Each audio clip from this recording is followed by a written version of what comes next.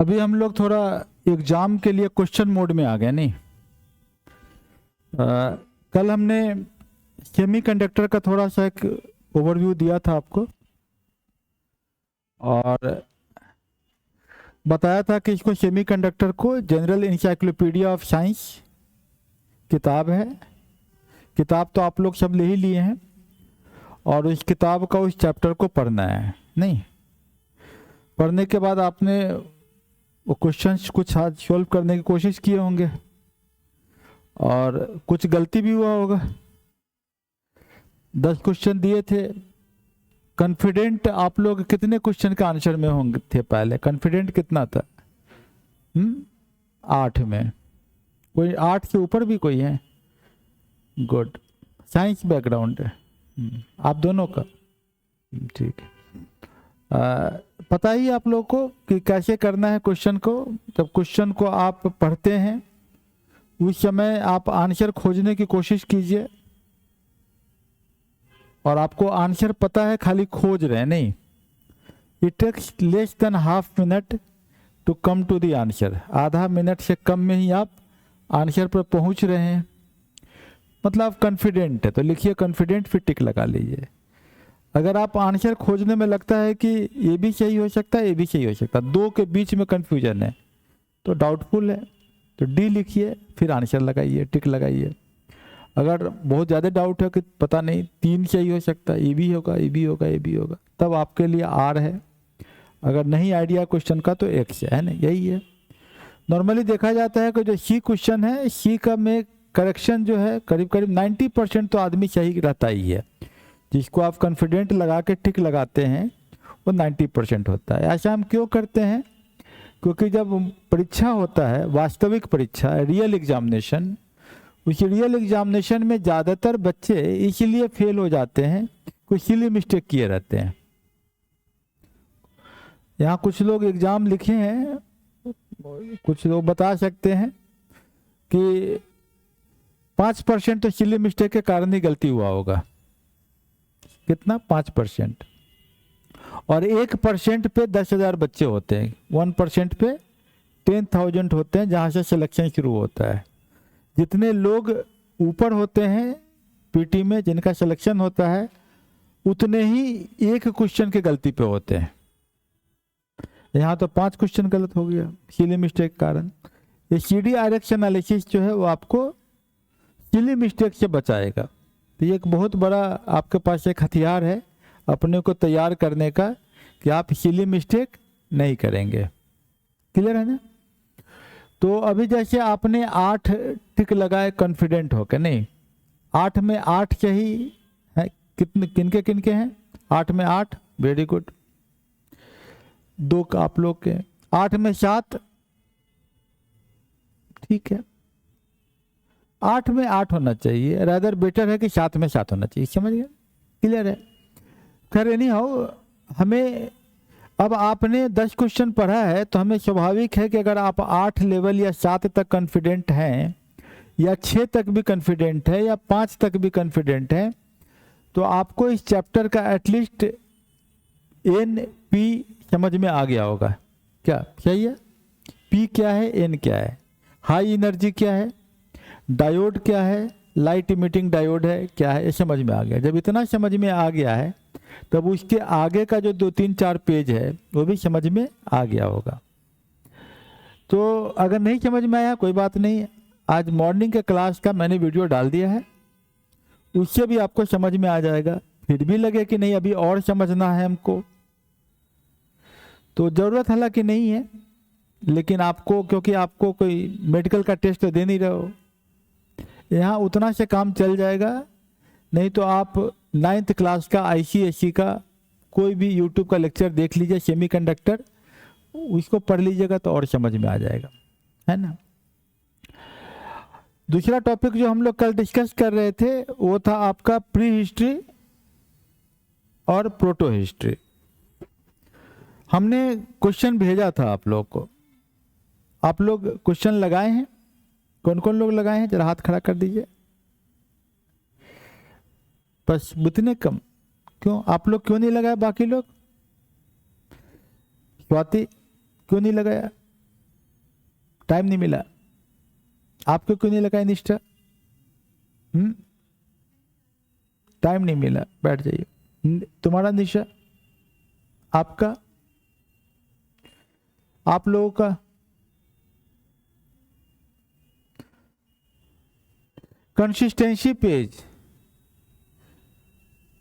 देखिए, दो ही रास्ते हैं या तीन कहिए।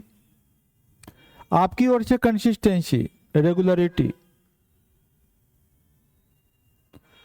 Writing and questions, consistency in writing, consistency in attempting questions.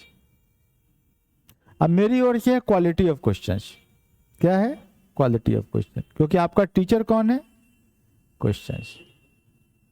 आप मुझे टीचर मानिएगा तो नो, आई एम मेंटर। मैं क्या हूं? मेंटर हूं। मैं आपको YouTube का लिंक भी दे दूंगा कि यहां से पढ़ो, जो हमसे ज्यादा अच्छा समझा देगा। समझ गए? लेकिन वहां से क्वेश्चन नहीं आएगा। अगर वो पढ़ के खाली जाओगे तो क्वेश्चन नहीं मिलेगा। क्वेश्चन वही मिलेगा जो मैं आपको दूंगा और एग्जाम में मिलेगा। और आपके अगर 100 में 70 क्वेश्चन आ गए तो आपका IAS का PT निकल जाएगा कि नहीं? वो मैं आपको दे दूंगा 70 क्वेश्चन, ठीक है ना? YouTube से आपको खाली समझने में आसानी होगा, लेकिन उससे आपको क्वेश्चन गलत भी होगा। समझ गए? क्वेश्चन वही मिलेगा, वही होगा जो मैं दूंगा, वो आपको एग्जाम में आएगा, मिलेगा। आपको 70% मिलेगा। और जब 70% आपको मिलेगा तो आप कॉन्फिडेंट होकर 70 में टिक लगाओगे तो सही होगा कितना? 63। आपका एग्जाम निकल गया। बाकी 20 भी तो डी ही रहेगा, उसमें भी तो 10 सही हो ही जाता है। मतलब बहुत कंफर्टेबली आप PT निकाल लोगे। लेकिन तब जब आप अपने टीचर से मुलाकात करोगे, और आपका टीचर कौन है? आपका क्वेश्चन। उससे मुलाकात ही नहीं किए तो वो एग्जाम में बोले हम आपको पहचानते नहीं हैं, और आप चले जाइएगा R में, आप चले जाइएगा X में। क्योंकि क्वेश्चन निकलवाने के तरीके भी तो यही सब है ना। हम आपको 10,000 क्वेश्चन करवाएंगे, वहां से 70 आएंगे। कितना करवाएंगे? 10,000। वहां से 70 आएंगे। ये थोड़ी है कि हम आपको 70 क्वेश्चन ही दे देंगे। 10,000 क्वेश्चन कितना होता है? 100 टेस्ट। कितना है? 100। और 100 टेस्ट से आपको 70 मिल रहा है पहले साल में।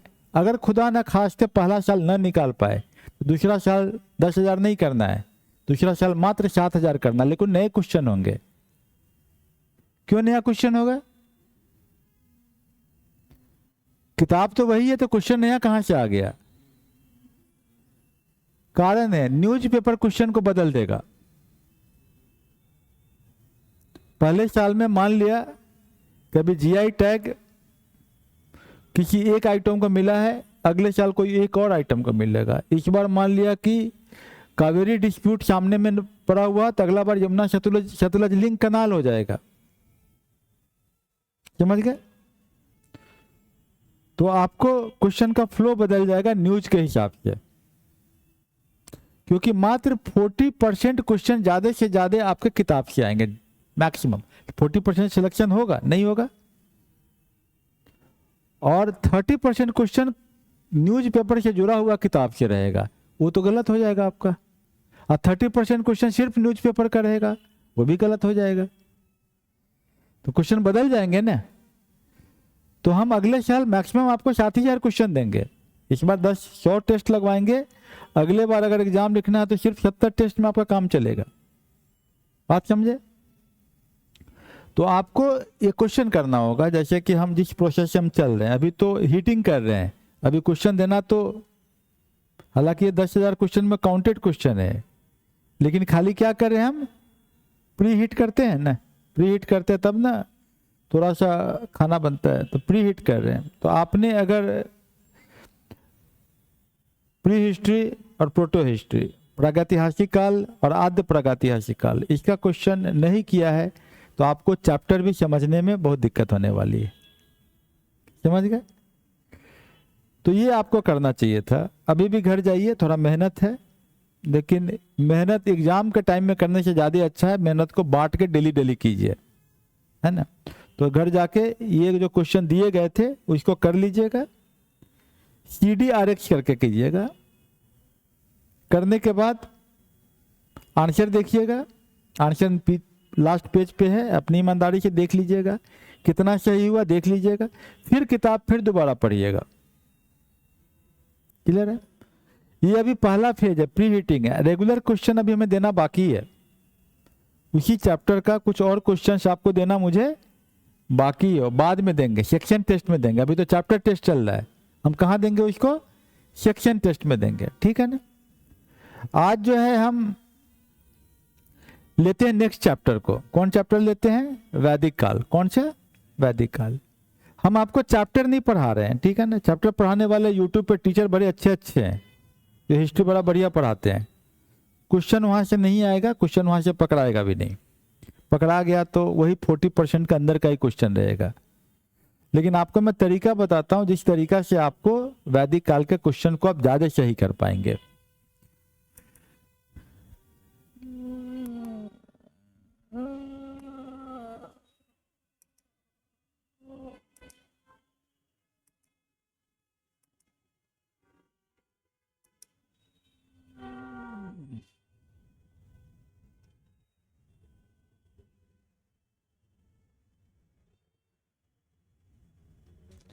वैदिक काल है। सबसे पहले हम थोड़ा सा कुछ पॉइंट को समझ लेते हैं, थोड़ा रटने वाले चीजों को जान लेते हैं, नहीं, ताकि आपको समझ में आए कि इस एक टेबल से क्वेश्चन बनेगा। पीछे का पेज का हम लेते हैं। सबसे पहले किताब एक ही पढ़नी है, किताब ज्यादा नहीं करना है ना। बाद में ज्यादा करना होगा तो हम बता देंगे कब पढ़ना है, क्या पढ़ना है, वो हम आपको सॉल्यूशन में बता देंगे, ठीक है ना।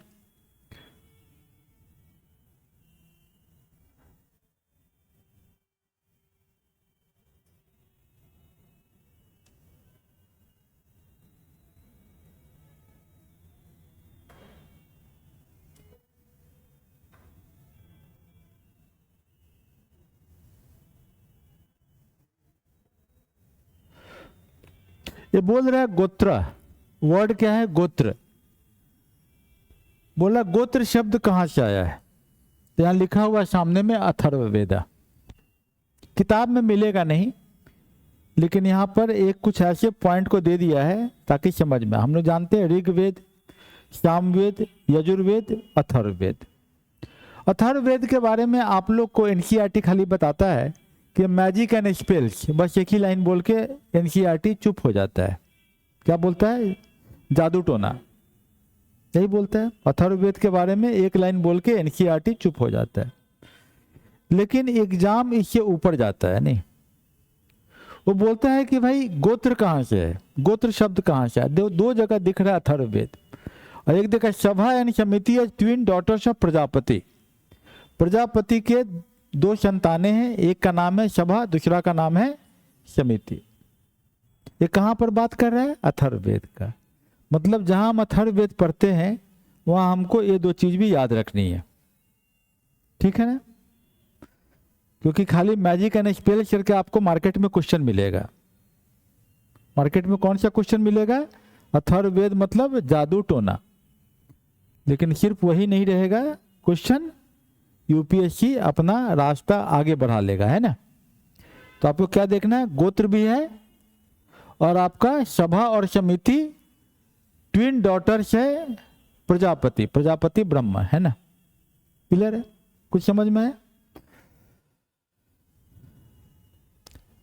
पुरुष सूक्त हाइम्न, पुरुष सूक्त, पुरुष सूक्त क्या है ये समझना होगा थोड़ा। ऋग्वेद, ऋग्वेद का सबसे पुराना, ऋग्वेद के 10 पार्ट है। कितने पार्ट है, 10, 10 मंडल है। माना जाता है कि जो 10वां मंडल है वो पुरुष सूक्त है, सबसे नया है, गुप्ता काल में लिख दिया गया। पुराना है लेकिन बहुत हाल में 4वीं शताब्दी में लिखा गया है। तो पूछा जा सकता है कि ऋग्वेद का नवीनतम पार्ट क्या है, तो नवीनतम पार्ट है 1, 9 और 10, ठीक है ना, ये आपको नवीन है। उसमें पुरुष युक्ता है, बोला गया कि ब्रह्मा जो है वो पुरुष है, पुरुष का क्षय हुआ, नाश हुआ, और पुरुष 4 पार्ट में बट गया। शर हो गया ब्राह्मण, भुजा और कीना का जो पार्ट है वो क्षत्रिय, पेट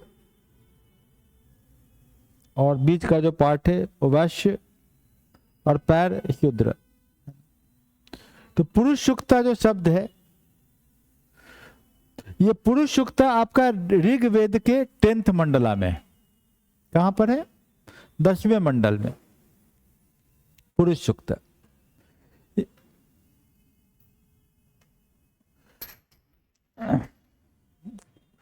तो ये आपका 4-fold डिवीजन ऑफ सोसाइटी किसकी बात कर रहा है, पुरुष युक्ता का। तो ये आपको एक पॉइंट पे हम लोग पॉन्डर कर रहे हैं, देख रहे हैं 3 आश्रम। एक्चुअली हम लोग का 4 आश्रम पढ़ते हैं, ब्रह्मचर्य है, गृहस्थ है, वानप्रस्थ है और सन्यास है।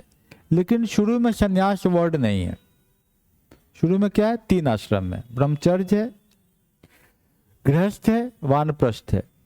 ये 3 जो है आपको छंदोग्य उपनिषद में है। उपनिषद, हमको उपनिषद भी थोड़ा समझना होगा कि उपनिषद क्या है। वेदा ओरिजिनल नहीं, ऋग्वेदा, बाद में आपको यजुर्वेदा, सामवेदा, अथर्ववेदा। अथर्ववेदा जिसमें हम गोत्र बोले, सभा और समिति बोले, मतलब कि अथर्ववेदा जो है वो शुरू के ऋषि द्वारा नहीं लिखा गया है, इस पर प्रभाव बाकी सोसाइटी का भी है। लेकिन वेदा के बाद जो वेदांग हो गए, वेदांग के बाद हमारा एक फिलोसफिकल इंटरप्रिटेशन शुरू हुआ वेदा का। और फिलोसफिकल इंटरप्रिटेशन जो वेदा का हुआ, उसमें सबसे महत्वपूर्ण हो गया आत्मा, परमात्मा, मोक्ष की बात, सोल है ना, आत्मा, परमात्मा। अभी आते हैं वेदांग पे। वेदों के अंग, वेदों के अंग, वेद के जो अंग बने उसको वेदांग कहते हैं। तो वेद तो ओरिजिनल था, वेदों का जब अंग किए तो हम लोगों ने उसमें कुछ रीतियां बन गई, कुछ जो है आपका ब्राह्मण कहते हैं, कुछ को हम लोग अरण्यक कहते हैं। अरण्यक मतलब जंगल जाने की बात, वो अभी हम लोग पीछे आएंगे उसमें देखेंगे। अभी हम लोग इसको देख रहे हैं कि वेद, वेदांग। आपको एक क्वेश्चन लिख लीजिए, अभी बाद में इसका आंसर निकालेंगे। क्वेश्चन क्या है, वेदांग और वेदांत में क्या अंतर है। वेदांग और वेदांत, ये प्रश्न सामान्यतः इंटरव्यू में ऐसा पूछ देता है, खासकर हिस्ट्री वालों से, है ना। जरूरी नहीं हिस्ट्री वालों से पूछे, ये प्रश्न जो है वेदांग, वेद अंग, वेदांग, वेदांत, वेद अंत, वेदांत, है ना। जहां वेद का अंत होता है और वहां से जब फिलॉसफी शुरू होता है, वो पाठ उपनिषद में दे दिया, ठीक है ना। ठीक है, तो ये जो आपका दिया है कि छंदोग्य उपनिषद और जबला उपनिषद, जबल ऋषि के नाम से है ना, छंदोग्य उपनिषद और जबल उपनिषद, ये 2 उपनिषद याद रखिए जो आपको इस कॉन्टेक्स्ट में है। और आपका संसारा, आत्मा, ट्रांसमाइग्रेशन ऑफ सोल, आत्मा अपना बदलती है। गीता में क्या हुआ, नैनम छिंदंती शास्त्राणी, है ना, आत्मा अपने रूप को बदलती रहती है ना। उसका कोई शास्त्र नहीं काटता है, आग नहीं जलाता है, वो अपने रूप को बदलता रहता है, ये कहा हुआ है। तो ये जो कंसेप्ट है, ये जो है गीता का, ये उपनिषद से लिया हुआ है। ये कहाँ से है, बृहदारण्यक उपनिषद, बृहदारण्यक उपनिषद, ठीक है ना। ठीक है, सभा समिति तो देख लिया है। कभी कभी एक बार क्वेश्चन पूछा, बच्चा वाला क्वेश्चन है, इसमें ज्यादा दिमाग नहीं लगता है। सत्यमेव जयते, जो भारत सरकार का त्रिमूर्ति जो है आपका, 3 शेर का निशान है, अशोक का लाट है, उसके नीचे अगर सत्यमेव जयते नहीं लिखा हुआ रहेगा तो उसको ओरिजिनल सिंबल नहीं माना जाता है। उसके नीचे क्या लिखा होना चाहिए? सत्यमेव जयते। मतलब खाली पूछा जाए कि सिर्फ वो लाट भारत सरकार का सिग्मा है, नहीं, एलॉन्ग विथ सत्यमेव जयते, ठीक है ना। तो ये आपका जो है ये मुंडक उपनिषद है। डॉक्ट्रिन ऑफ त्रिमूर्ति, ब्रह्मा विष्णु महेश, ये आपका त्रिमूर्ति से याद रखिएगा, त्र यहां भी आएगा। मैत्रायणी उपनिषद, क्या उपनिषद? मैत्रायणी। त्रिमूर्ति त्र, मैत्रायणी उपनिषद, ठीक है। ग्रेट फ्लड की बात करता है, क्योंकि हमारे जो वेदा के बाद जब हमारा इंटरप्रिटेशन शुरू हुआ तो हम लोगों ने ये माना, पुराण में खासकर, किस में माना है? पुराण। पुराण सबसे लास्ट में लिखा गया है। याद रखना इस चीज को। क्या बोलना है हमको? हम क्या बोल रहे हैं? क्वेश्चन कहां से आता है वो हम निकाल रहे हैं। हम आपको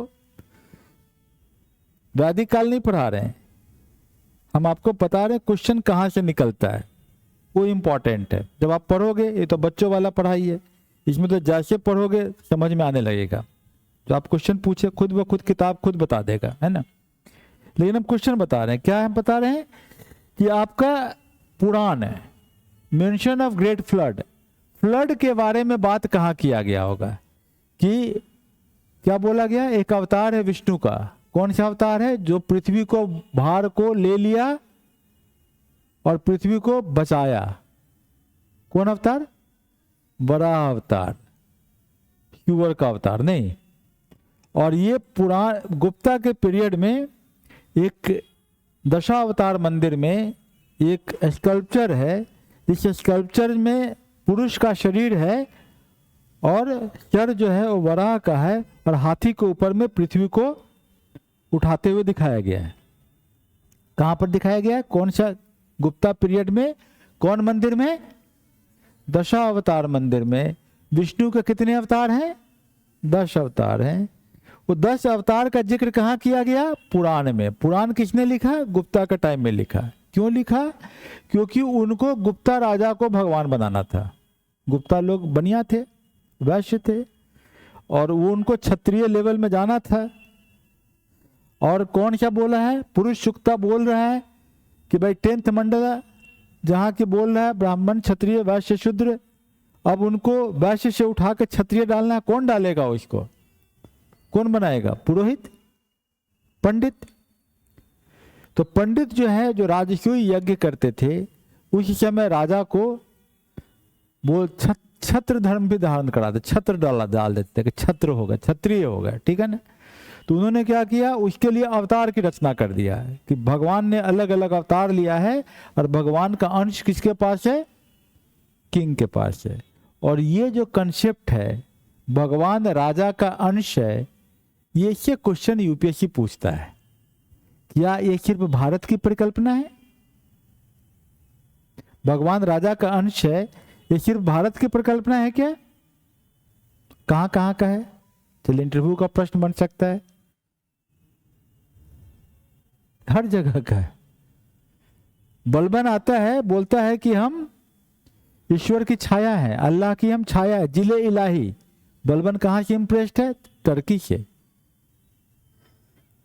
फ्रेंच बोलता है, फ्रेंच एम्परर बॉर्बन डायनेस्टी ये जस्ट किंग के द्वारा अपॉइंटेड है। इंग्लैंड में थोडोर्न बोलता है कि हम किंग के द्वारा, गॉड के द्वारा अपॉइंटेड है। कहने का अर्थ है क्रॉस कल्चर राजा के बारे में बात क्या किया जाता है कि वो जो है गॉड की छाया है। समझ गए? गुप्ता को भी किसने बोला? पुरोहित ने उस समय बोल दिया कि ये भगवान का अंश है। क्वेश्चन क्या पूछ रहा है? पूछा है, एक बार पूछा भी है क्वेश्चन यूपीएससी कि मुगल सम्राट जो है बड़े कमजोर भी होते थे, लेकिन फिर भी दरबारी उनके जगह पर राजा क्यों नहीं बन जाता था? क्यों ब्लड रिलेशन का ही आदमी को राजा बनाया जाता था? सल्तनत पीरियड में एक से एक कमजोर आदमी आए, लेकिन फिर भी मोहम्मद बिन तुगलक के बाद सब खोज खास के किसको बनाते हैं? फिरोज शाह तुगलक को बनाते हैं। अलाउद्दीन खिलजी जब मर जाता है तो मलिक कफूर राजा नहीं बनता, रिजेंट बनता है, राजा का रक्षक। एक बच्चा को लेकर थोड़ा दिन बैठा देता है, उसके नाम पर शासन करता है। नहीं, क्लियर है ना? तो ये ब्लड प्यूरिटी की, ब्लड राजा का है। क्या है? राजा का ब्लड है। इस नाम पे इतनी भावनाओं को पंडित लोग बता देते थे, चाहे उलेमा, मुसलमान में उलेमा, चर्च का प्रिस्ट या हिंदुस्तान का पंडित, कि लोग जो है राजा बनने के लिए संघर्ष नहीं करते थे। वो बोलते थे कि राजा मतलब डिवाइन ब्लेसिंग, राजा। तो आपसे क्या क्वेश्चन पूछता है इंटरव्यू में एक स्टूडेंट से? यही क्वेश्चन पूछता है कि मुगल इतने कमजोर थे, राजा कमजोर हुआ, फिर भी दरबारी शासक नहीं बन पाया, क्यों? कारण है कि एक कंसेप्ट बना हुआ था कि राजा मतलब डिवाइन ब्लड, वो राजसी खून होना चाहिए उसमें, है ना?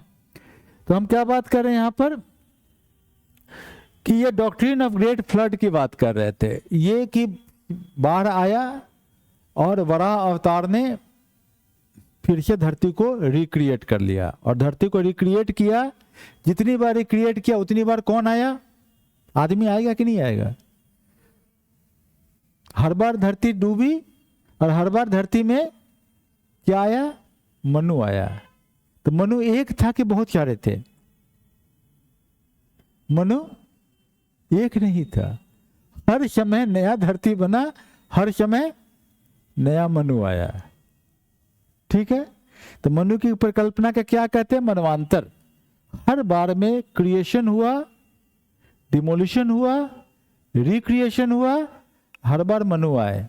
ये प्रश्न आईएएस पूछ रहा है, आपको किताब सीधा पढ़ने से प्रश्न नहीं आएगा, समझ गए? किताब में इस चीज का कंसेप्ट नहीं, इसीलिए क्या बोलता है पुराणों में कि कल्प है, हर बार एक नया युग आ गया, हर बार एक नया कल्प आ गया, और हर कल्प में नया मनु आ गया। अब आपसे क्वेश्चन पूछ देगा, बहुत राम मंदिर बड़ी चर्चा में है, तो राम के समय में ये कौन सा वंश का मनु आए थे? इक्ष्वाकु। कौन सा? इक्ष्वाकु। ठीक है ना? इक्ष्वाकु कहां पर है आप हिस्ट्री में? इक्ष्वाकु वंश भी है। शतवाहन के बाद कौन आया? इक्ष्वाकु। कहां आया? आंध्रा के साइड में। ठीक है ना? इसीलिए आपके एग्जाम का क्वेश्चन बन सकता है ना, क्योंकि न्यूज में आ रहा है। ठीक है ना? तो न्यूज में आ रहा है तो हम आपको इस तरह के क्वेश्चन पूछेंगे जो समाचार से इतिहास में आता हो। क्लियर है ना? तो ग्रेट फ्लड समझ गए। ग्रेट फ्लड सिर्फ हिंदू माइथोलॉजी में आया है कि कहीं और भी है? बाइबल में भी है। बाइबल में क्या है? जोना आर्क, नोआ का आर्क, नोआ का आर्क। नोआ करके एक प्रॉफिट है, जब प्रलय आ जाता है तो वो अपना आर्क बनाता, बोट बनाता है, और हर कहाँ लिखा हुआ है बाइबल में? जेनेसिस में। किस चैप्टर में? जेनेसिस फर्स्ट चैप्टर में, कि जब प्रलय आ जाता है, डिल्यूजन कहते हैं, जब प्रलय आ जाता है तो नोआ ने एक आर्क बनाया, उस आर्क में हर स्पीशीज का एक एक रख लिया। ठीक है ना? एक एक जोड़ा रख लिया, हर का उस आर्क पे बड़ा सा था, और जब सबसाइड हो गया तो उस सबों ने फिर से प्रोक्रिएट किया, फिर से धरती बनी। ये कहानी बाइबल का भी है। तो मतलब कि हमारा हिंदू माइथोलॉजी से बाइबल भी थोड़ा सा मिलता जुलता दिख रहा है। क्लियर है? क्षत्रिय प्रेसिडेंस ओवर ब्राह्मण्स, ये कौन? अत्रि ऋषि हैं। अत्रि ऋषि हैं, और अत्रि ऋषि क्या बोलते हैं कि क्षत्रिय जो है ब्राह्मण के ऊपर जाता है। आपका एक अवतार है, कौन अवतार है? परशुराम। कौन है? परशुराम, है ना? कैसे कैसे अवतार है आपका? आपको याद आ रहा होगा। मीन, सबसे पहले भगवान किस रूप में आए? विष्णु। मीन मछली, मछली के बाद कछुआ, मछली के बाद बायोलॉजी में क्या जाता है? कछुआ, कच्छप, कच्छप के बाद वराह, वराह के बाद नरसिंह, आधा आदमी आधा सिंह, है ना? नरसिंह, नरसिंह के बाद परशुराम सैवेज मैन, परशुराम के बाद वामन पिग्मी मैन, उसके बाद राम, फिर ऐसे कृष्ण, ऐसे ही आएगा। तो ये आपका जो अवतारों की जो परिकल्पना है, और लास्ट में किसको मान लिया भगवान का अवतार? बुद्धिज्म को, बुद्ध को। लास्ट अवतार किसको मान लिया? बुद्ध को मान लिया, क्योंकि बुद्ध को अवतार मान लो ताकि इन्फ्लुएंस ही खत्म हो जाए उनका, है ना, उसके लोग भी हमारे ओर आ जाए। तो ये आपका अत्रय ब्राह्मण में है। किस में है? अत्रय ब्राह्मण में। परशुराम क्या बोलता है? ब्राह्मण क्षत्रिय के ऊपर रहेगा। अत्रय ब्राह्मण क्या बोलता है कि क्षत्रिय प्रेसिडेंस ओवर ब्राह्मण। पूरब समुद्र और पश्चिम समुद्र, इसके बारे में जिक्र कब होगा? पूरब में भी समुद्र है, पश्चिम में भी समुद्र है। जब वो आएगा, आर्यन जब आएंगे तभी होगा। और ये कब आते हैं? शतपथ ब्राह्मण। खेती का शुरुआत कब हुआ? वैदिक लोग पंजाब में थे तो खेती करना जानते थे क्या? नहीं। जब तक सिंधु के पास थे तब तक वो खेती करना नहीं जानते थे। उनका मेन इकोनॉमी क्या था? गाय, है ना, पेस्टोरल इकोनॉमी था। जब वो पंजाब से आगे बढ़ते हैं, और शुरू का वेदा में यमुना वर्ड नहीं है उनका, सिर्फ 2 बार यमुना बोला, वो भी बाद में। और गंगा तो जानते नहीं थे, एक ही बार बोला लास्ट में। तो शुरू में न यमुना है न गंगा है कौन? पंजाब की 5 नदियां और एक सरस्वती, तो विलुप्त हो गई। यही ना, घग्गर नदी जो अभी पड़ा हुआ है, जिसका नाम घग्गर है अभी, तो माना जाता है ना, इस पर रिसर्च चल रहा है। तो बस इतना ही का जिक्र होता है। तो जब वो आते हैं इधर बिहार साइड में, यूपी साइड, बिहार साइड में, तब धीरे धीरे उनको समुद्र के बारे में परिकल्पना, क्योंकि गंगा का पार्ट उधर छोटा है, यहाँ गंगा भी बहुत बड़ा है, नहीं तो गंगा भी उनको समुद्री दिखता रहा होगा। एक कहानी है, जिस कहानी से आपको बीपीएससी वगैरह में क्वेश्चन आता है, कि एक विदेह मधवा करके एक आदमी है। कौन है? विदेह मधवा। नाम क्या है? विदेह मधवा। तो विदेह मधवा जो है अग्नि की पूजा करता है। किसकी पूजा करता है? अग्नि। और अग्नि को साथ में लेके चलता है विदेह मधवा, और जंगल को जलाता हुआ चलता है। वो जंगल को जलाता हुआ चलता है, और जंगल को जलाते हुए आगे बढ़ता जा रहा है। जब वो सदानीरा के पास पहुंचता है, सदानीरा मतलब कौन सी नदी? गंडक। जब वो गंडक के पास पहुंचता है, सदानीरा के पास पहुंचता है, तो अग्नि जो है जो शांत हो जाती है, मतलब कि समुद्र टाइप का दिखाओ इसको, शांत हो जाती है। पानी इतना ज़्यादा है कि अब जरूरत नहीं है। और वो जो है इस तरीके से पहली बार आर्य जो है विदेह में आए। जो उत्तर की दिशा था उसको भागा विदेह से विदेह विदेह बोलते हैं, विदेह राजा जनक। और दक्षिण में जो आया उसको कह दिए मगध। क्लियर है ना? तो विदेह और मगध इंटरव्यू में पूछे कि कब आया, तो आपको कहानी याद रहेगी। ये विदेह कौन है? विदेह मधवा। ये आपको इस किताब में कहानी एक लाइन में लिखा हुआ होगा। ये कहानी आपको हमने समझा दिया, समझ गए? तो किताब पढ़ोगे तो कहाँ कहाँ जोड़ देना है इस चैप्टर में। किताब तो आपका एक ही है ना भाई, आपके पास 2 किताब तो है ही नहीं। इसी किताब में जोड़ देना है कहाँ कहाँ हमको समझना है, कंसेप्ट क्या क्या है इसमें। और ओरिजिन ऑफ यूनिवर्स वही 10th मंडला। ठीक है, थोड़ा सा ये भी पोर्शन देख लीजिएगा। श्रुति टेक्स्ट, श्रुति मतलब बोल के जो सीखा गया। वेदा है, वेदा लिखा नहीं गया, शुरू में बोला गया, बोल बोल के याद रखे। माना जाता है बहुत सारे थ्योरी हैं। एक थ्योरी बोलता है आर्य लोग सेंट्रल एशिया से आए, एक थ्योरी बोलता है साइबेरिया से आए, एक थ्योरी बोलता है पर्शिया से आ गए, एक थ्योरी बोलता है ओरिजिनल यहीं के थे, एक बोलता है तिब्बत से आए। ये सब थ्योरी है। कहाँ पर है? इस किताब के पहला पेज पे है। लेकिन सबसे ज्यादा जो क्लियर थ्योरी है वो थ्योरी ये है कि आर्यंस लोग एक बैच में नहीं आए, अलग अलग बैच में आए, थोड़ा अलग बगल के जगहों से आए। यूरोप से भी आए, सेंट्रल एशिया से भी आए, थोड़ा साइड से भी आए, अफ्रीका साइड से भी आए कुछ, लेकिन आए। और आने के बाद क्यों? क्योंकि हमारे जो एक एंथ्रोपोलॉजी होता है, मानव विज्ञान होता है, जिसको कहते हैं लिंग्विस्टिक एंथ्रोपोलॉजी। क्या बोलते हैं? Linguistic anthropology. जब आप मसूरी में जाओगे तो पहला दिन आपको लिंग्विस्टिक एंथ्रोपोलॉजी ही पढ़ाया जाएगा शुरू में, शुरू का 1 महीना का जो ओरिएंटेशन क्लास में, उसमें आपको आएंगे लिंग्विस्ट लोग और बताएंगे आपको कि हम लोग इंडो यूरोपियन भाषा है हमारी। जैसे कि हम लोग क्या बोलते हैं? मदर, हम लोग बोलते हैं मातृ, और इंग्लिश में क्या वर्ड है? मदर। मदर मातृ में कुछ सिमिलरिटी दिख रहा है। हम लोग बोलते हैं पितृ, संस्कृत में पितृ वर्ड है, और ओरिजिनल इंग्लिश वर्ड क्या है? पीटर। क्या वर्ड है? पीटर। और हम लोग भी पितर बोलते हैं, पितर की पूजा करते हैं, पितृतर्पण करते हैं, बोलते हैं ना। पितर से ही फादर बना है। क्लियर है? हम लोग डॉटर, और ओरिजिनल संस्कृत वर्ड एक और भी है जिसका नाम है दोहित्री। दोहित्री माने जो गाय को दूहती हो, वहां क्या वर्ड है? डॉटर। ब्रदर, और यहां पर क्या है? भ्रातृ। ठीक है ना। एक गॉड है ईरान में जिसका नाम है इनर, जो लड़ाई का देवता है। हमारे यहाँ कौन देवता है लड़ाई का? इंद्र। समझ गए?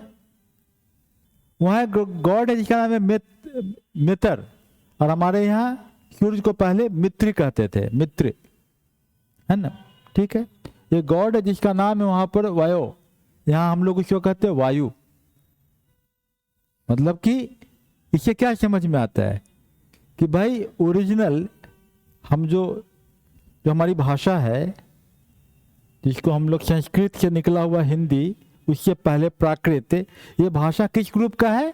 Indo European. याद रहेगा कौन सा भाषा है? Indo European. और यहाँ के जो लोकल लोग थे उनकी भाषा कौन सी थी? द्रविड़ियन मूल की। कौन सी भाषा थी? द्रविड़ियन।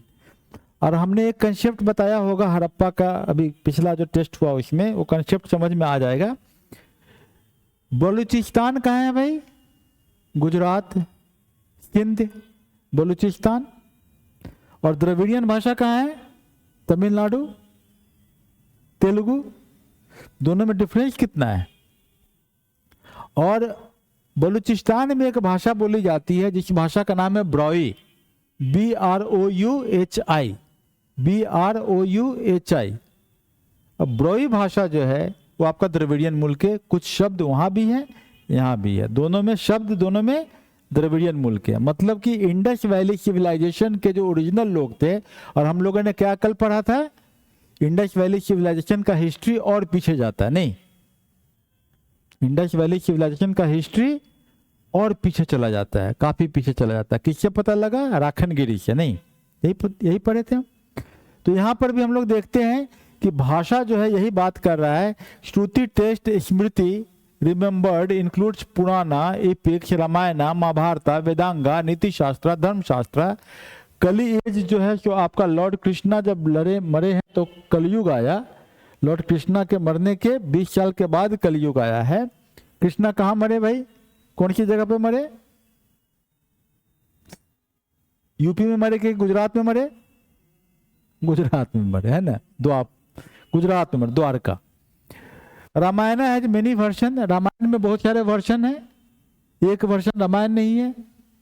कुछ वर्षन में तो ऐसा है, वो वर्षन यहाँ नहीं दिया है किताब में, लेकिन आपको बता देते हैं। उस वर्षन में ये है कि सीता जो है, हालांकि नाम लिख दिया है, ये इरामत राम इन तमिल बाई कम्बन, है ना, इरामत राम कम्बन। इसमें क्या है कहानी कि रावण शिव का पुजारी है, शिव का व्रती है, और उसकी एक शव पुत्री है जो शिव के आशीर्वाद से जन्म लिया था। उसका नाम है सीता, शिव के आशीर्वाद से है। और शिव के पुजारी उसको उस जगह पर मिल नहीं रहा है ज्यादा, तो शिव का एक पुजारी मिलता है राजा जनक। तो जनक के यहाँ उसको वो पलने के लिए रख देता है। ठीक है ना। किसके यहाँ? राजा जनक के यहाँ। और अपनी पुत्री की शादी जो है वो शैव से कराना चाहता है। किसे कराना चाहता है? शैव से, क्योंकि शिव का भक्त है। और शिव को दुश्मनी किससे है? वैष्णव से, विष्णु के वंश से, क्योंकि अलवर नयनार पहले भी पढ़ चुके हैं, ये रामायण यही बात करता है। तो वो नहीं चाहता है कि इसकी शादी किसी वैष्णव से हो। और विश्वामित्र कौन है? वैष्णव। विश्वामित्र ने दशरथ के पुत्र राम को ले जाके शादी करा दिया। और शादी करा दिया तो रावण को बड़ी तकलीफ, कि चलो राजा बन गया है, रानी बन जाएगी, तब तक तो बर्दाश्त है। जब वनवास होता है तो अपनी पुत्री को अपने घर ले आता है, और राम जो है अपनी पत्नी को लेने के लिए लड़ाई लड़ता है। ये कौन सी रामायण है? कंबन रामायण है। एक नई कहानी आपको दिख रही है रामायण में। अलग अलग रामायण में अलग अलग परिस्थितियां दिखाई गई हैं। समझ गए बात को? तो हम जिस रामचरितमानस की लड़ाई लड़ते हैं, हम देखते हैं यही रामचरितमानस कब लिखा गया? किसके समकालीन है? तुलसीदास का? अकबर के समकालीन है। वाल्मीकि के बारे में बहुत ज्यादा ज्ञात नहीं है, लेकिन हम लोग किसके समय में जानते हैं वाल्मीकि? पुष्यमित्र शुंग के समय में। नहीं, जब ये घनानंद का खत्म होता है तो कौन सा? मौर्य के बाद बृहद्रथ की मृत्यु होती है। बृहद्रथ को कौन मारता है? पुष्यमित्र शुंग। और शुंग ने राजधानी कहाँ बनाया? अयोध्या। शुंग की राजधानी कहाँ है? अयोध्या। मालविका अंग मित्रम, ये आपका कालिदास की रचना है। यूपीएससी का क्वेश्चन है, मालविका अंग मित्रम। इसमें किसके बारे में बात होता है? पुष्यमित्र के शुंग का बेटा अंग मित्रम के बारे में बात होती है। उसकी शादी हो जाती है एक दासी से, मालविका से, जिससे उसको प्रेम है। मालविका दासी को दंड दिया जाता है, मृत्यु दंड। लेकिन पता लगता है कि उसका जो पुत्र है, राजा से एक पुत्र हो चुका है। चूंकि दासी ने पुत्र जन्म दे दिया है, अतः उसका दासत्व से मुक्ति कर दी जाती है। यही कालिदास का मालविका अंग मित्रम की कहानी है। और बिल्कुल यही क्वेश्चन है यूपीएससी का। समझ गए? यूपीएससी बड़ा इंटरेस्टिंग वे में क्वेश्चन बनाता है, ये बात समझ लेना।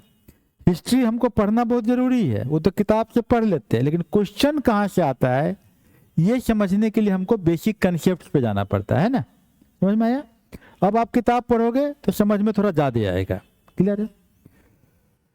अभी देख रहे हैं कि एक बुद्धिस्ट वर्जन भी है। बुद्धिस्ट लोग भी रामायण लिखे हैं, और वो कौन सा है? दशरथ जातक। और आपका एक विमल सूरी प्राकृत में रामायण लिखा। जैनी लोग रामायण लिखे। कौन लिखा? जैनी लोग। और जैनी लोग रामायण लिखेगा तो रावण को मारेगा कैसे? वो भी भगवान राम से मरवा देगा। जैनी मतलब अहिंसा। तो बोले ना ना, ना राम जी ना मारे थे रावण को, लक्ष्मण मारा था। लिखते हैं कि ये आपका पौमा चेरू ऑफ विमल सूरी प्राकृत जैना वर्षा। Ravana was killed by Lakshmana और not by Rama. Rama being a true Jaina, Rama जो है अहिंसा वाला है, वो नहीं मारा है। मारा कौन है? लक्ष्मण ने। तो अब आपसे मैं इसलिए क्या बात कर रहा हूं कि हमें सिर्फ पीटी नहीं निकालना। पीटी तो निकल ही जाएगा, मेंस भी निकल ही जाएगा। बात ये होता है इंटरव्यू भी आता है, और इंटरव्यू में आपसे इंटरव्यू वाला आपको बड़े बढ़िया से क्वेश्चन पूछेगा, एकदम भोला भाला बन जाएगा। बोला है कि अभी तो बहुत बड़ा हो रहा है राम मंदिर, तो हाउ डू यू फील? कैसा लग रहा है? धर्म की विजय हुई या कुछ, है ना? तो आपको ये तो हिंदुस्तान की कल्चर के पर्सपेक्टिव में इसको थोड़ा आप कैसे समझते हैं? तो बोला कि सर कल्चर एक पर्सपेक्टिव है। नहीं, आपका जवाब यही ना होगा, भाई इतना नॉलेज तो हम काहे लिए हैं इसी सब के लिए। कल्चर तो एक पर्सपेक्टिव है सर। हर समय हिस्ट्री अपना कोर्स चेंज करता है। This is a new course of the history, it has becoming a part of the culture. अब आप क्या कर रहे हो? वो स्मार्ट बन रहा हो और आप सुपर स्मार्ट हो, आपके जवाब भी दे रहे हो और आप फंस भी नहीं रहे हो। सही बात है कि नहीं है? उसके जवाब में फंस रहे हो क्या? नहीं। This is a new course of history, it is becoming a part of culture. फिर और भी बदमाश होगा इंटरव्यू वाला, साइकोलॉजिस्ट बगल से देखेगा कि नहीं एक बार और पकड़ो इसको, है ना, ऐसे इशारा करेगा जो क्वेश्चन पूछने वाले को। वो साइकोलॉजिस्ट का ही काम ही होता है, वो तंग करो इसको, तो वो और क्वेश्चन पूछेगा। But in the present socio political context how do you perceive it? तो बोला कि sir as far as north is concern definitely it is going to change political orientation of the people, क्योंकि लोग तो guide हो जाते हैं। लेकिन as far south is concern, वहां तो रामायण के बहुत सारे वर्जन है, और moreover south has been remain undisturbed by whatever is going on in the north. South में बहुत ज्यादा फर्क नहीं पड़ता नॉर्थ में क्या हो रहा है, दिखता है कि नहीं, ये हर इलेक्शन रिजल्ट में दिखा है। अब वो समझ जाए कि बच्चा जो है वेल रेड है, पूरा एनालिसिस किया हुआ है, समझ गए बात को ना। तो आप जब पढ़ाई करो तो खाली पीटी का क्वेश्चन नहीं देखो, आप सोचो इंटरव्यू भी चलता है ना, क्योंकि फाइनली होगा कि 3000 लोग इंटरव्यू देते हैं, कितने लोग निकलते हैं, मात्र 1000, बाकी 2000 तो छटते हैं ना। उस समय कितना खराब लगता है कि दरवाजा मुंह पे बंद हो गया, नहीं, वो नहीं होना चाहिए। पीटी निकला, मेंस निकला, इंटरव्यू भी निकलेगा, उसकी तैयारी पहले दिन से होगी, मॉक इंटरव्यू का टाइम में नहीं होगा। तो अभी आपको ये हमने देखा, हम कुछ और कंसेप्ट देख रहे हैं, हम भाषा की बात कर रहे थे, नहीं क्या, इंडो यूरोपियन भाषा। इंडो यूरोपियन 75% लोग कौन सी भाषा बोलते हैं, Indo European. It includes Hindi, Bengali, Marathi, Urdu, Gujarati, Oriya, Punjabi, Assamese, Sindhi, Nepali, Kashmiri, ये सब इंडो यूरोपियन है। क्या, क्यों, क्योंकि रूट वर्ड जो है हमको एक ही है, मातृ मदर, पीटर फादर, ब्रदर भ्रातृ, डॉटर दोहित्री, इनर इंद्र, मिल रहा है हमको। द्रविड़ियन इनकी भाषा थी। एक भाषा यहाँ किनारे में दिख रहा होगा, ब्रॉई, कौन सी भाषा दिख रहा है, ब्रॉई, बाकी सब आपको साउथ में दिखता है। एक दिखता है ब्रॉई।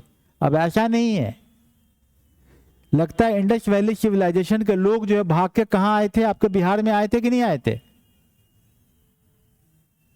आए थे क्या, ये क्वेश्चन आपको बीपीएससी में पूछ सकता है, ये क्या इंटरव्यू में खासकर, क्या इंडस वैली सिविलाइजेशन के लोग बिहार में आए थे। लिंग्विस्टिक एंथ्रोपोलॉजी बात बोलता है कि आए थे। कहां पर भाई, राजमहल, राजमहल हिल्स में एक भाषा है माल्टो। कौन भाषा है, माल्टो। यहाँ का ट्राइबल्स बोलते हैं राजमहल हिल्स में। राजमहल हिल्स कहाँ हुआ, गोड्डा जिला, ये क्या नाम है आपका, बांका, भागलपुर, उसके बगल में वो जिला, वो जो है राजमहल पहाड़िया। राजमहल पहाड़ियों में वहाँ जो ट्राइबल्स हैं वो एक भाषा बोलते हैं माल्टो। और मजे की बात यह है कि इस भाषा के लोग आपके बिहार के गांव में भी है। वो कौन जाति के लोग होंगे, इस पर रिसर्च चल रहा है। मुसहर कम्युनिटी। मुसहर लोग की जब शादी होती है तो गाना गाते हैं, समझे। और गाना में भूया महाराज का गाना है। किसका महाराज का गाना है, भूया महाराज का। उनका गॉड का नाम क्या है, भूया महाराज। अब भूया महाराज का वो गाना, उनका जो है, उनको भाषा में 2-3 शब्द ऐसे आते हैं जो माल्टो भाषा के शब्द हैं, समझ गए। अब माल्टो कहाँ का है, द्रविड़ियन मूल का शब्द है। और आपको मुसहर के में बहुतों को देख के नहीं लगता कि नाक चपटा दिखता है फीचर। तो लिंग्विस्टिकली जो है ये ऐसा नहीं कि इंडस वैली सिविलाइजेशन पूरा खत्म हो चुका है। इंडस वैली सिविलाइजेशन, हड़प्पा की संस्कृति हर जगह किसी न किसी रूप में थोड़ा न थोड़ा दिखता है। क्लियर है। ऑस्ट्रो एशियाटिक ग्रुप ये आपका कम है, स्पोकन 1%, जो आपका खासी, संथाली, मुंडारी, हो, सावरा, खड़िया। तो पीवीटीजी ग्रुप वाले, पीवीटीजी ग्रुप वाले ज्यादातर लोग कौन सी भाषा बोल रहे हैं, पर्टिकुलरली वल्नरेबल ट्राइबल ग्रुप। तो क्वेश्चन आ सकता है ऑस्ट्रो एशियाटिक, इसी मूल के हैं। और तिब्बत बर्मन ब्रिज तो समझ ही गए, जो आपका नॉर्थ ईस्ट वाले लोग हैं। Classical Sanskrit refers to the language. Classical Sanskrit Panini का है, अष्टाध्यायी। पतंजलि का महाभाष्य संस्कृत ग्रामर है। तोलकाप्यम पढ़े हैं संगम में, कौन सा, तोलकाप्यम। तोलकाप्यम जो है सर्वाइविंग तमिल ग्रामर है। Tamil is the classical language, Tamil जो है क्लासिकल लैंग्वेज है। द्रविडियन लैंग्वेज में तमिल ओल्डेस्ट है। Pali Prakrit, both Sanskrit belong to Indo Iranian branch of the Indo European family. Pali Prakrit, oldest surviving Prakrit grammar is प्रकृति परोसा बाई वारुचि। प्राकृत और संस्कृत में अंतर है। प्राकृत से संस्कृत निकला है, तो प्राकृत का कौन है? वारुचि, याद नाम याद रखिएगा। और मगधी और शूरसैनी, शूरसैनी माने कौन सा जगह? शूरसैनी मथुरा, वेरी गुड, मथुरा। ये मथुरा जो है डायलेक्ट्स ऑफ प्राकृत। तो अब आप जब आप चैप्टर पढ़िएगा तो हम डिफिकल्ट पार्ट को आपको हम एक्सप्लेन कर दिया, रटने की जरूरत नहीं है। रटिएगा तो फंस जाइएगा, रटना नहीं है, रटना नहीं है, रटना नहीं है। हर कंसेप्ट है, उस कंसेप्ट पे हमको वर्क करना पड़ता है, ठीक है ना? ताकि जब हम, और आपका टीचर कौन है? Question paper. जब आप क्वेश्चन देखोगे उस समय जब गलती होगा तब आप फिर हम पढ़ोगे किताब को या हमसे सवाल पूछोगे, फिर हम आपको इसको ऐसे एक्सप्लेन कर देंगे को आपके कंसेप्ट में घुस जाएगा। क्योंकि कंसेप्ट कहाँ जाएगा? कल्चर में जाएगा, ज्योग्राफी में जाएगा, लिंग्विस्टिक में जाएगा, एंथ्रोपोलॉजी में जाएगा, सोशल पैटर्न में जाएगा, या कोई और चैप्टर से जुड़ेगा नहीं। तो आपको पढ़ाई में मन लगने लगेगा। जब तक मन नहीं लगेगा बेटा एग्जाम ना निकलता है, समझे ना? रटने से किसी का एग्जाम नहीं निकला है। निकलता तब है जब आपको, या तो कुछ लोगों का निकलता है रट के, पीटी निकलता है तो मेंस नहीं होता है। ऐसे लोगों की संख्या 10,000 में 5,000 है। 10,000 लोग देते हैं ना मेंस, 5,000 लोग ऐसे हैं जो कि मेंस लिख नहीं सकते हैं, क्योंकि कंसेप्चुअल क्लैरिटी नहीं है। क्वेश्चन तो वहां कंसेप्ट से आता है। क्या क्वेश्चन आ गया इस बार? इतिहास के निर्माण में ज्योग्राफी की बड़ी भूमिका, कहां लिखा हुआ है? नहीं लिखा हुआ है, लेकिन ये आपको ज्योग्राफिकल सेटिंग्स कंसेप्ट से आता है ना? ऐसे क्वेश्चन हमेशा बनते रहते हैं ना। अब आप आओगे तब हम थोड़ा सा बीच का डिफिकल्ट पोर्शन एक जगह, एक खाली वीडियो दिखाएंगे, सॉरी एक मैप, और हम फिर क्लास को बंद करेंगे। इसके बाद हम कल क्वेश्चन खाली पूछेंगे ताकि आपको पढ़ने में दिक्कत नहीं हो।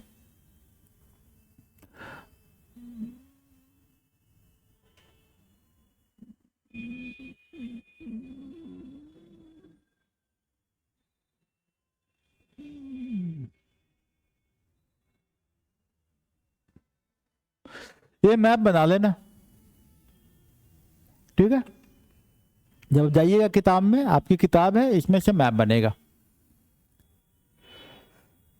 विदिशा, क्या नाम है? विदिशा। कौन सी नदी का नाम है विदिशा? आज के समय का कौन सा नदी है? झेलम। बहुत बढ़िया, झेलम। विदिशा किसका नाम है? झेलम का, ठीक। और अशिकनी, अशिकनी को नहीं लिखा है, अशिका लिख दिया है, अशिकनी, ठीक है? रावी, पुरुषनी, और इसके बीच का जो एरिया है उसका नाम है माद्रा, काथा, बहिका, कपिस्थला, ये और कौथम्मा। ये 5 जगह देख लेना। अभी तक क्वेश्चन आया नहीं है, समझ गए? अभी तक एग्जाम में क्वेश्चन आया नहीं है, दिमाग उनका चलेगा इस पर, डिफिकल्ट क्वेश्चन ही हो जाएगा। ज्यादातर लोग इस क्वेश्चन से भाग जाएंगे। जैसे इस बार क्या वताकी रुत्तल पूछ दिया, यह किताब में था ना वताकी रुत्तल शब्द। ऐसे ये 5 चीज है जो आपको एग्जाम में आएगा तो लोग, और वो एक ही क्वेश्चन एग्जाम निकालता, समझ गए ना? एक क्वेश्चन कम हो गया तो एग्जाम नहीं, ये क्वेश्चन बन गया तो एग्जाम हो गया। तो आपको ये जो दिख रहा है माद्रा, काथा, बहिका, कपिस्थला और कौथम्मा, इसके बारे में यहां देख रहा है आपको। सप्त सिंधु, इंडस को सिंधु बोलते हैं, झेलम को वतिष्ठा, ब्यास को विपाशा, चेनाब को अश्किनी, चेनाब को क्या बोलते हैं? अश्किनी, रावी को पुरुषनी, सतलज को शतुद्री। ये क्वेश्चन पूछा हुआ है ना? ये ऐसा नहीं है कि पहली बार पूछेगा, ये क्वेश्चन पूछा। फिर भी आपको जानना चाहिए कि आज के इंडस के पंच नदी को पहले किस नाम से जानते थे। ये क्वेश्चन 2-3 बार पूछ चुका है, लेकिन इसका मतलब ये नहीं कि आप जानिएगा नहीं। इंडस का सिंधु, झेलम का वतिष्ठा, ब्यास से विपाशा, ये आपका झेलम वतिष्ठा याद रखिएगा, झेलम वतिष्ठा। रावी पुरुषनी, रवि पुरुष है, ये पुरुषनी। सतलज शतुद्री, चेनाब अश्किनी, ठीक है ना। और सरस्वती जो है आज का मॉडर्न घग्गर हाकड़ा है। और ये जो नदी है ये आपको इसी एरिया में आर्यन पहले आए। दूसरा पेज है, पहला पेज में ज़्यादा कुछ नहीं दिया हुआ है, पहला पेज में एक लाइन समझ में आना चाहिए। आपने ये लाइन पढ़ा होगा पहले भी, एशियाटिक सोसाइटी लिखा है आपने पढ़ा है, इसके साथ जोड़ लीजिएगा विलियम जोन्स। कब बना था? 1786 में। और गोलघर पटना का कब बना था? यही साल है, ठीक है, 1784, 1 साल 2 साल पहले। ग्रासिम करके नाम था उसका, ठीक है ना। कभी बीपीएससी में क्वेश्चन आ सकता है, ठीक। बाद में जब गोलघर आएगा तो याद कर लीजिएगा। मैक्स मुलर जर्मन है जो आर्यन कॉन्सेप्ट की बात करते हैं। ये बोलते हैं ईरान के एरिया में है, क्योंकि अवेस्टा, क्या वर्ड है? अवेस्टा, इसीलिए बोलता है कि ये ईरानियन कॉम्बिनेशंस का वर्ड है। बाल गंगाधर तिलक बोलते हैं कि हम लोग तो आर्कटिक रीजन से आए थे, एकदम आर्कटिक वहां से, ठीक है। स्वामी दयानंद बोलते हैं कि भाई हमारा ओरिजिनल होमलैंड है। तो ये डिफरेंट थ्योरी की बात है ना। इसकी बात पढ़ लीजिएगा, कोई ज़्यादा मुश्किल नहीं है। और ये सप्त सिंधु सेकेंड पेज में है। थर्ड पेज में आपको ज़्यादा इंपॉर्टेंट पॉइंट सब नहीं मिलेगा। वैदिक कल्चर मतलब 1500 से 1000, और लेटर वैदिक मतलब 1000 से 500। वैदिक माने लोहा नहीं, वैदिक माने लोहा नहीं, लेटर वैदिक माने लोहा आ गया, ठीक है। वैदिक लिटरेचर, विद माने वेदा, 4 पार्ट है, संहिता, ब्राह्मण, अरण्यका एंड ब्राह्मण, अरण्यका आर्य। अब आपका यहाँ पर वेदा 4 हैं। आपका ऋग्वेदा 1028 हाइम, सबसे ज्यादा हाइम्स किस में है? अच्छा यहाँ क्या है भाई?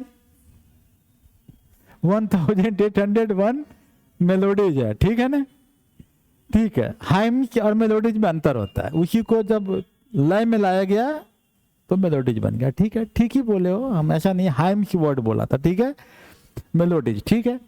लेकिन याद रखिएगा, क्योंकि वो लोग समझता है कि बच्चा रटा होगा, हम उसको पूछ देंगे सबसे ज्यादा मेलोडीज ऑन हाइम्स किस में है, तो भाई यहाँ आ जाएगा सामवेदा, ठीक है। यहाँ पर आपका क्या बोल रहा है? अर्लीस्ट 2 to 7, 2 से 7। 8 जो है कन्वाज फैमिली के बारे में बात करता है, फैमिली हिस्ट्री। 8वां क्या है? कन्वा है। मतलब 2 से 7 ओरिजिनल था, बाद में कन्व करके जो आया उसने जो है अपना एक जोड़वा दिया कन्व ऋषि का, वो आपका आ गया कन्वा। 9th में सोमा हाइम्स, किसके बारे में? सोमरस। ऋग्वेदा में सोमरस बाद में आया, नहीं, ठीक है ना, सोमरस बाद में आया। तो सोमारस आजकल रिसर्च चल रहा है कि सोम जो था, सोम मतलब कि बिवरेज था पीने का जिससे कि नशा होता था, उस पर रिसर्च चल रहा है ना, काफी बड़ा। मंडला 1 and 10 एडिशन पुरुष सूक्ता का है, 4 वर्णा की बात करता है। उस समय के पृष्ठ को क्या बोलते थे? कोत्री और मोत्री। क्या बोलते थे? कोत्री और मोत्री। होत्री नहीं बोलते थे, होत्री बाद में आया, उपाध्यायी बाद में आया, ये कोत्री और मोत्री बोलते थे। और सर्वाइविंग रिसर्चेस ऑफ ऋग्वेदा तो छोड़ दिए, शकल शाखा है। आपका सामवेदा माने गाना, गाना मतलब ध्रुपद। ध्रुपद वही है जो कि ओरिजिनली आया है, और इस ध्रुपद को तानसेन, बैजू बावरा ये लोग बाद में रिवाइव किए ध्रुपद को। और ध्रुपद की शैली बिहार में है, बहुत है, बेतिया घराना, दरभंगा घराना, ये सब ध्रुपद शैली है, समझे। बिहार में ध्रुपद का ओरिजिनल सिंगर्स लोग थे, और ट्रेडिशन चला आ रहा है, घराना चला आ रहा है ध्रुपद का, है ना। तो ध्रुपद का बहुत ओल्ड हिस्ट्री है बिहार में।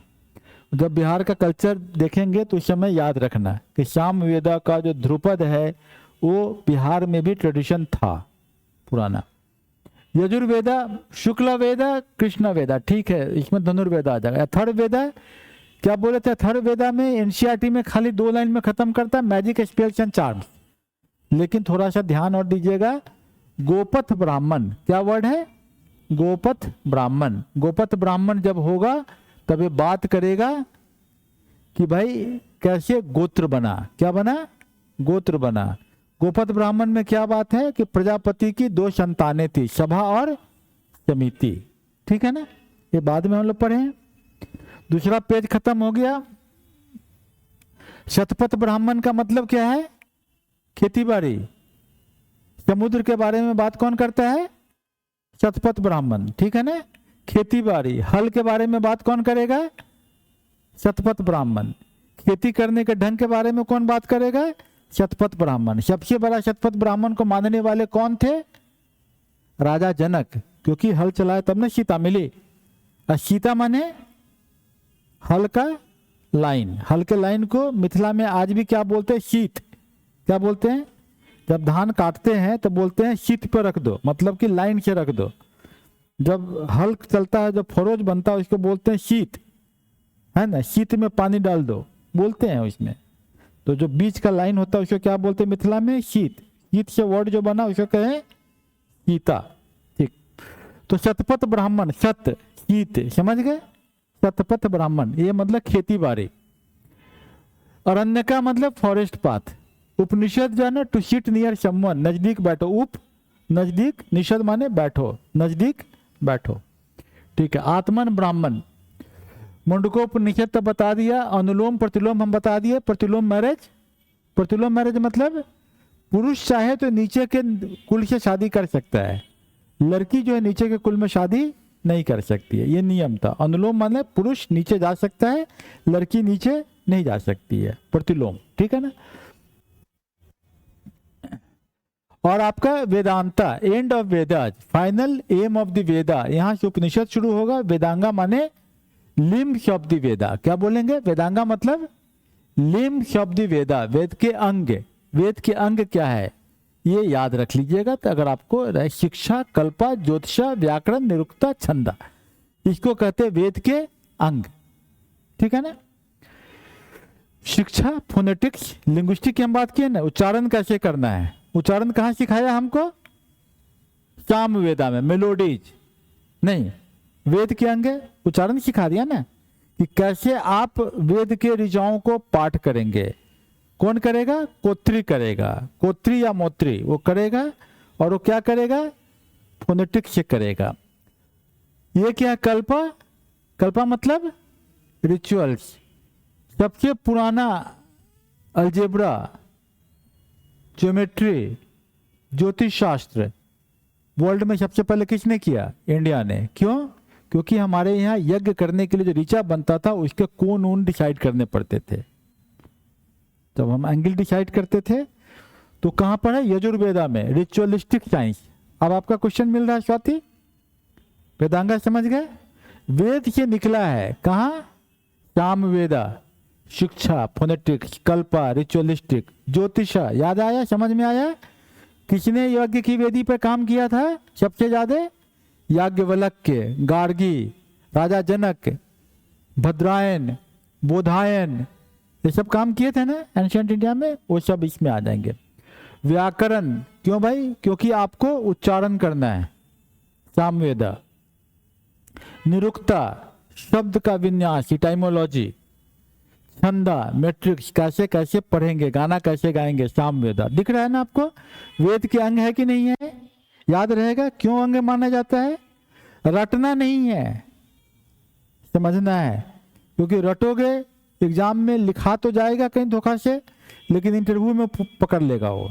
कभी इंटरव्यू में भी एक ही क्वेश्चन पूछता है और चावल पूरा का पूरा गीला है कि पका हुआ है, समझ में आ जाता है, एक ही क्वेश्चन से समझ जाता है। बोला कि बेटा आपका what's your subject, history, okay, Vedang है ना, तो आपको क्यों है वेदांगा, बोला व्हाई इट इज वेदांगा। अब यहां तक तो रट लिए हो, वेदांगा क्यों है पूछेगा, वाई वाई एनालिसिस करेगा, आप पढ़ जाओगे। और आईएएस का कैरेक्टरिस्टिक क्या होता है, हर कुछ का वो वाई वाई करना जानता है, हर कुछ का वाई वाई एनालिसिस होता है, क्लियर है ना।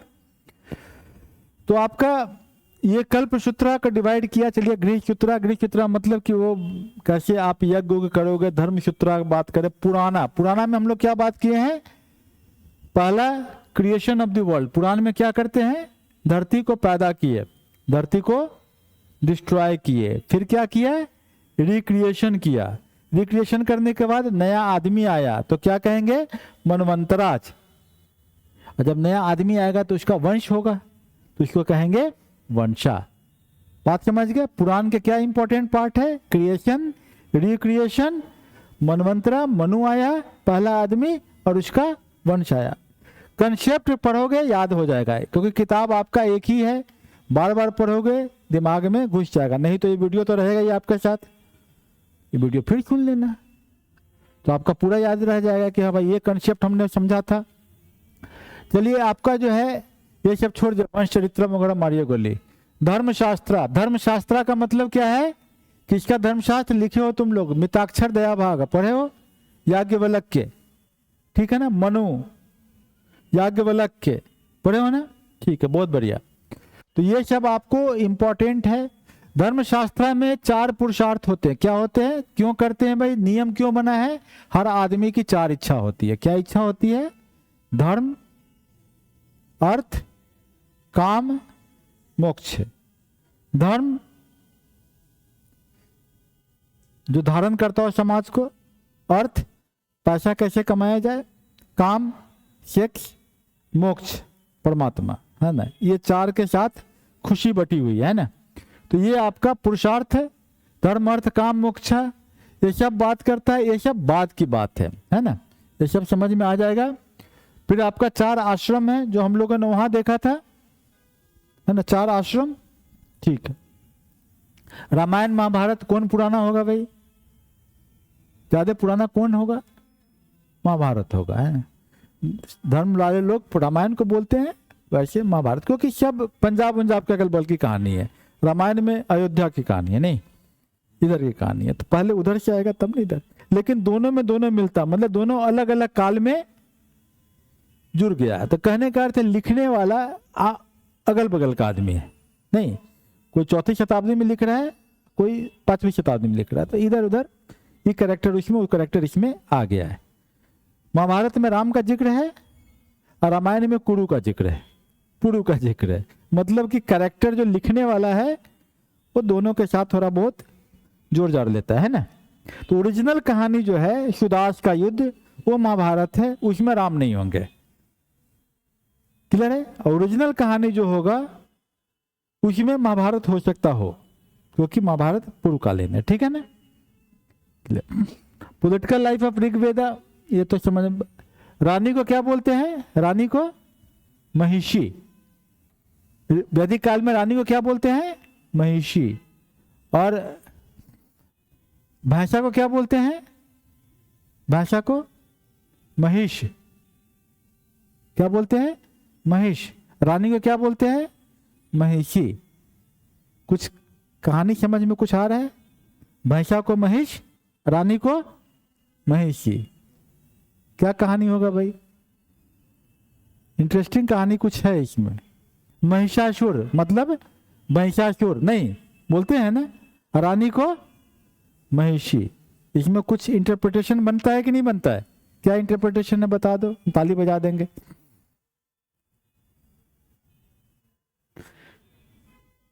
हमारी जो माइटोकॉन्ड्रियल डीएनए है, हमारा जो माइटोकॉन्ड्रियल डीएनए है वो बताता है कि ओरिजिनल मूल के आदमी ही हमारी माँ थी। हमारी माँ ज्यादातर कौन है, द्रविड़ियन है, और हमारे पिता किस साइड से ज्यादा आए हैं, आर्यंस। कहानी क्या है, अनुलोम। आर्यंस नीचे कुल में शादी कर सकते थे, क्लियर हो गया, कुछ समझ में आया। और आर्यंस का किसका दूध पीते थे, गाय का। और हमारे द्रविड़ियन माँ के नाना के घर के लोग जो हैं वो किसका दूध पीते थे, भैंस का। तो हमारे नाना के घर में दूध चलता था भैंस का, हमारे दादा के घर में दूध चलता था गाय का। तो हमारे नाना के घर में, नाना को हमारा नाम था महिषासुर। और हमारी माँ जब गई नाना पिता के घर में तो महिषासुर थे, तो उनकी बेटी का नाम क्या हो जाएगा, महिषी। तो महिषी जो है रानी बन गई, अब महिषासुर को मारा गया, ठीक है, क्लियर है, समझ में आ रहा है कहानी। कुछ एंथ्रोपोलॉजिकल लिंग्विस्टिक हम इंटरप्रिटेशन कर रहे हैं। क्या बताता है? अनुलोम प्रतिलोम। वो लोग आए, आर्यंस, स्त्रियां कम थी, स्त्री कम थी, तो स्त्री कहां से लेंगे? द्रविड़ियन मूल के। द्रविड़ियन मूल के जहां से स्त्री लेंगे, वो लोग क्या पालते हैं? भैंस, महिष और महिषासुर, भैंसों के राजा महिषासुर। और वो कौन है? गायों के राजा। गई हमारी माँ, वहां पर बन गई महिषी, रानी बन गई। क्लियर हो गया? कुछ कंसेप्ट क्लियर हो रहा है? ठीक। तो किसी क्या है, आजकल एक थॉट चला है महिषासुर का सम्मान। पता है जेएनयू में एक पूजा होती है महिषासुर वध, महिषासुर की शहादत हुई थी, मतलब आर्यों ने अनार्य का वध किया, हम लोग मूल हैं, मतलब कि समथिंग लाइक दैट। उसको पॉलिटिक्स में नहीं जाना है।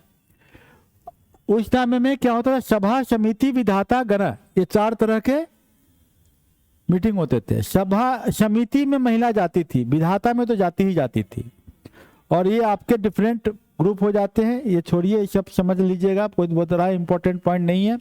पर्दा सिस्टम नहीं था, महिला को जनेऊ पहनती थी, महिला को सम्मान था, मतलब जनेऊ पहन सकती थी, महिला वेद की ऋचा कर सकती थी, महिला पंचायत में बैठ सकती थी, महिला पर्दा प्रथा नहीं करती थी, है ना।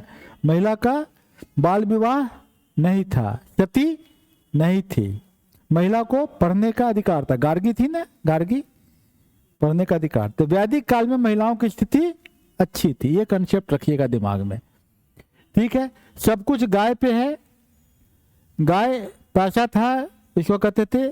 और आपका उर्वजित, उर्वजित मतलब अब जो है वेदा के साइड से अब आने लगा पंजाब साइड में, फर्टाइल लैंड। पहले किसके लेकर लड़ाई होती है? किस चीज को लेकर लड़ाई लड़ते थे लोग? गाय को लेके। गाय की लड़ाई को क्या कहते थे? गावस्थी। क्या कहते थे? गावस्थी। गावस्थी मतलब गाय को लेकर लड़ाई। अब लड़ाई किसको लेकर हो रहा है? लैंड को लेके। अब इंद्र भगवान किसके लिए लड़ाई लड़ रहे हैं? उर्वराजीत कहते हैं इनको, लैंड को लेके। और इस तरीके से ऋग वैदिक रिलीजन तो समझ में आ जाएगा। इंद्र सबसे इंपॉर्टेंट देवता है, अग्नि 200 हाइम्स। सबसे ज्यादा हाइम्स किसके बारे में एनसीईआरटी में क्या लिखता है?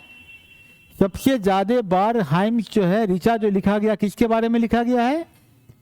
इंद्र के बारे में। लेकिन एनसीईआरटी में एक लाइन और है, अप्रोक्सीमेटली समथिंग, अगर सही एनालिसिस किया जाए तो सबसे ज्यादा हाइम्स लिखा गया है उषा के बारे में। कहा गया? उषा 300, ठीक है। कभी उषा वर्ड दे दे तो उषा पहले आएगा, क्योंकि ये रिसर्च बोलता है, एनसीईआरटी अभी बदला नहीं है, ठीक है। क्या होगा? उषा, ठीक। एक देवी है, ये याद रखना है, देवी बड़ी इंपॉर्टेंट देवी है। क्या नाम है? चीनी वाली, है ना, चीनी वाली, याद रखोगे तो याद रहेगा। चीनी वाली है, वैसे क्या है?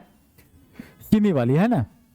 तो ये जो है आपको बिस्टो चिल्ड्रन लोग, बच्चे लोग चीनी ज्यादा खाते हैं ना, तो हम ऐसे ही याद रखते हैं इसको। एग्जाम में क्वेश्चन आ गया, सबके सब फेल कर गया, है ना, यही आ गया था क्वेश्चन। कौन सा? चीनी वाली, ठीक है। अब आपका सभी नाम गाय से है, छोड़ दीजिए कितनी लाइन को। पॉलिटिकल लाइफ ऑफ लेटर वैदिक लाइफ छोड़ दीजिए इसको। राजा है, पुरोहित है, सब समझ में आ जाएगा, कोई दिक्कत नहीं। चाइल्ड मैरिज हम कंसेप्ट समझा दिए हैं। हमें लगता है कि आपको वैदिक काल तो पूरा समझ में आ जाएगा, ठीक है ना। अल्लाटर वैदिक में कुछ रखा हुआ नहीं है। विदेह मधवा की कहानी सुना दिए, खेती आ गया, आर्यन श्लोक का आ गया यहाँ पर। ये आपका गृहपति अब हो गए, विष आ गया, गोधुमा, चलिए सब तो समझ में आ जाए, बिल्कुल क्लियर हो जाएगा। अब ये आपका लेटर वैदिक रिलीजन हो गया। धीरे धीरे भगवान भी बदलते लगेंगे, अब ये इसका डिफरेंस दे देगा, ठीक है। तो हमें क्या करना है? एक रीडिंग बढ़िया से कॉन्सेप्ट के बेसिस पर इसको देना है। कल आपसे 40-50 क्वेश्चन हम डाल देंगे आपको। 40-50 क्वेश्चन रीडिंग देने के बाद कर लीजिएगा। करने के बाद कैसे कीजिएगा?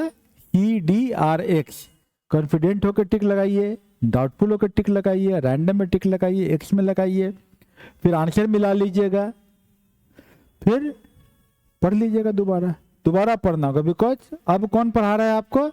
अभी मैंने कंसेप्ट समझा दिया, मेंटरिंग काम हमने कर दिया है।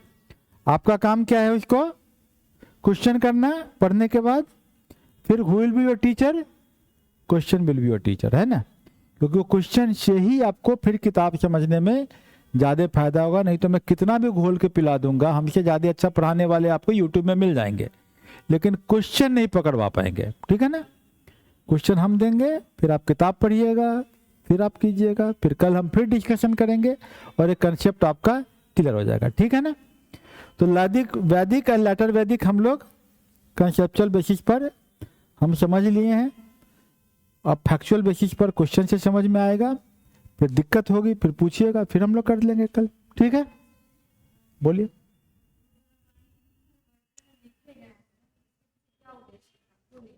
कौन? अलग अलग वर्जन, मतलब किताब में क्यों लिखे हैं कि लोगों ने क्यों लिखा, क्या पूछना चाह रही है? लोगों ने क्यों लिखा? क्योंकि कहानी तो बहुत इंपॉर्टेंट है, रामायण की कहानियां कुछ तो है। लोगों ने अपने अपने हिसाब से, कुछ कहानियां क्या होता था पहले कि कहानी छोटी होती थी, समझे। कहानी क्या होती थी? छोटी होती थी। तो छोटी कहानी में अब उसको हम कथावाचक हैं, हम आपको सुनाएंगे, तो हम तो 15 मिनट में सुना दिए। तो इस कहानी में आप किसी को सुनाइएगा तो कुछ और जोड़िएगा कि नहीं जोड़िएगा। फिर आपके सुन के जाएंगे तो दूसरे वाले कुछ और जोड़ देंगे, तीसरे वाले अपने इलाके के प्रसंग जोड़ देंगे, पांचवें आदमी उसके मान्यताओं को जोड़ देंगे, छठे आदमी वहाँ के कल्चर से कुछ जोड़ देंगे, और ऐसे करके कुछ कैरेक्टर जुड़ते चले जाएंगे और कहानियां लंबी होती चली जाएंगी। आपको एक गेम कराया जाता है मसूरी में, और गेम आधारित है किस चीज पर, कहानी सुना देते हैं। सही कहानी है कि कर्नल ने, एक कर्नल है, कर्नल ने 1986 की बात है, बोला हेली कॉमेट दिखने वाला है ना। बोला कि हेली कॉमेट जिसको एडमंड हेली ने देखा था, वो सुबह 4 बजे पूरब साइड के फील्ड में, बड़े वाले फील्ड में से दिखाई देगा। सभी सिपाही कांस्टेबल को बोलो कि 76 साल में एक बार आता है, तो इकट्ठा हो जाएंगे और 4 बजे कर्नल साहब दूरबीन से बारी बारी से हेली कॉमेट को दिखाएंगे, ठीक है। लेफ्टिनेंट ने नोटिस पढ़ लिया, जब सूबेदार को बुलाया, सुनाया कि हेली जो है कॉमेट है, पाएंगे फील्ड में, सब लोग जो है आ जाना एकदम बढ़िया से, कर्नल साहब रहेंगे और दिखाया जाएगा तुम लोग को। नीचे सूबेदार गया, कांस्टेबल को बोला एक कर्नल हेली है, वो अभी गार्ड लेने आने वाला है, सब अपना अपना यूनिफॉर्म विथ गार्ड लेना है, सबको गोली मारना है आसमान में और सैल्यूट मारना है, 5 बजे सब लोग पहुंच जाएंगे। सब मैसेज क्या गया? क्या वही गया जो कर्नल ने बोला था? कल होके सिपाही लोग आया, सब लाइन में खड़ा हो गया, कर्नल आए, बोला हेली, तो बोला उधर का, इधर देख रहा है कि इधर हेली, इधर हेली, उसको क्या पता वो तारा देखना है। तो दूरबीन के पास आओ, डर से कोई जा ही नहीं रहा है कि कब हेली साहब आ जाएंगे तो हम लोग को सैल्यूट मारना पड़ेगा, कि तब तक में हेली कॉमेट गायब हो गया, ठीक है ना, समझ गया। तो व्हेन यू गिव, श्रुति है, श्रुति क्या बोल रहे हैं यहाँ पर? श्रुति वर्ड है। जब आप बोलते हो कहानी को, दूसरा उसमें इमेजिनेशन जोड़ेगा, तीसरा अपने कल्चर से जोड़ेगा, और धीरे धीरे कहानियां का स्वरूप नहीं बदल जाएगा। क्लियर है ना? तो लोगों ने अपनी अपनी तरीके से कहानियों को लिखा, होता ही है। क्लियर है ना? समझ गए? ठीक। और कोई क्वेश्चन है?